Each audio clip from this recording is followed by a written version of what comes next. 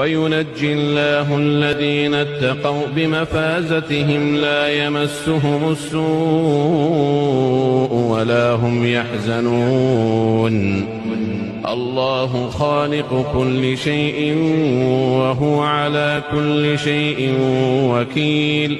له مقاليد السماوات والأرض، والذين كفروا بآيات الله أولئك هم الخاسرون.